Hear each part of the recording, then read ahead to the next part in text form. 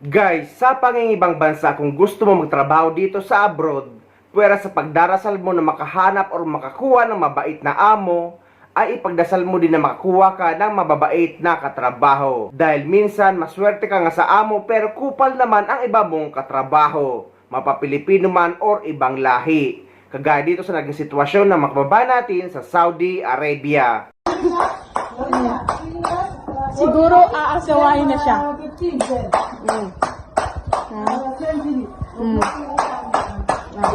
Bravo!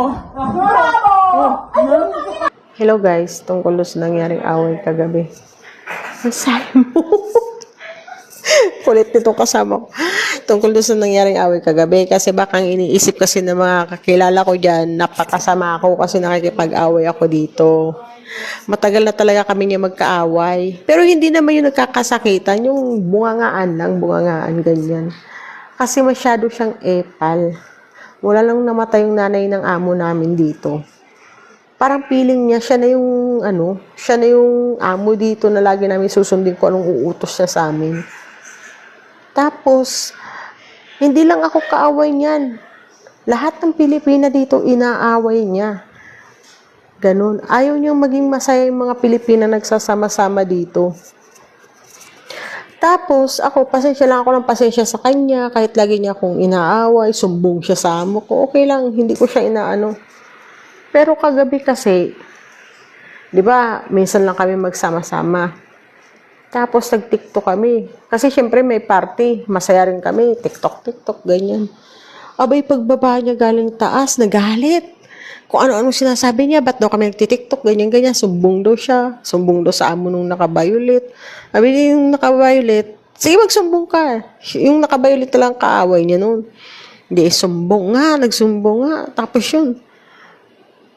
May party pinalabas niya yung amo nung naka-violet para lang magsumbong siya. Di, yun, tapos na. Tapos yung away nilang ganyan.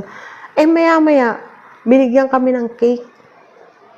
Tapos, binigyan kami ng cake. Tapos di, nagkakasayahan kami. Nagpalakpakan, ganyan, palakpakan. Hindi namin siya pinapansin.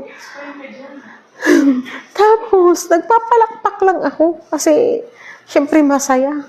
Ang putik na yan. Napikon siguro sa kakapalakpak ko kasi hindi namin pinapansin. Ayun, inunahan ako. Ay, syempre, nagalit na ako. Anong gagawin ko? Alam nga na magpapasapok lang ako dun. At saka hindi lang yung video. Maiksi lang kasi yung video na yun eh. Hindi kasi nakita yung buong pangyayari. Kaya akala nyo, dihado ako. Hindi ako magpapadihado dito. Hindi nyo lang nakita kung ilang beses siyang bumalandra sa kakasipa ako, kakasapo ko rin sa kanya. Lahat ng umaawat sa akin dito, hindi nila ako mapigil, sobrang galit ko talaga. Yun yung nangyari, pero hindi naman ako masama, mabait kaya ako. Mabait akong kasama, marunong ako rumispeto sa mga kasama ko. Kaya lang sadyang may mga kupal, may kupal talaga na uubusin yung pasensya mo. Yun lang guys. Bye-bye. I love you all. Actually, hindi lamang ito nangyayari sa mga household workers, pati rin sa mga nagtatrabaho sa labas o mga nagtatrabaho sa kumpanya. Dahil ito ang pinaka-toxic sa lahat na makakuha ka ng mga kupal na katrabaho na akala mo naman ay parte ng pamilya ng mga amo o tagapagmana ng kumpanya. Kaya tama din ang kasabihan na ang pangingibang bansa o pag-a-abroad ay minsan ay swertihan lang.